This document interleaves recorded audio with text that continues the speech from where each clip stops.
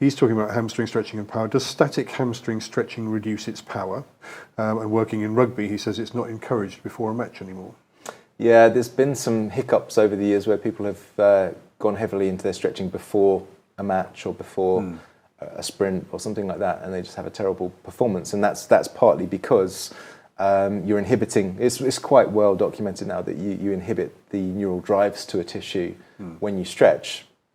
Now, if you've got a facilitated tissue, if your hamstrings are facilitated and you've got a posterior pelvic tilt, then it may not be a bad thing to stretch them a little bit before you train, possibly before you compete.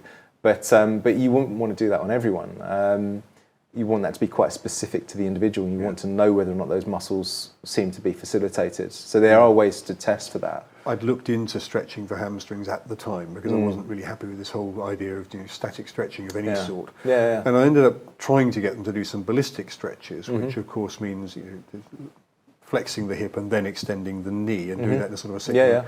And that was supposed to be more beneficial. But I do wonder actually whether it's actually just more of a warm-up exercise for the muscles rather than a stretch for the hamstrings. Yeah, well, this is one of the issues with static stretches is that what it does is it sedates the nervous system, but also the cerebellum is constantly registering the length-tension relationships in the muscles. And when you're static and sedating the nervous system, then it doesn't really re-register the new length-tension relationship.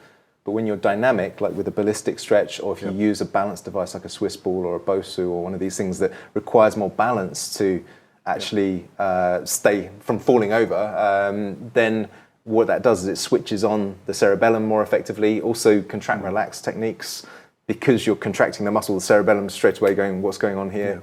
And then you stretch and the cerebellum's taking account of the new length tension relationship.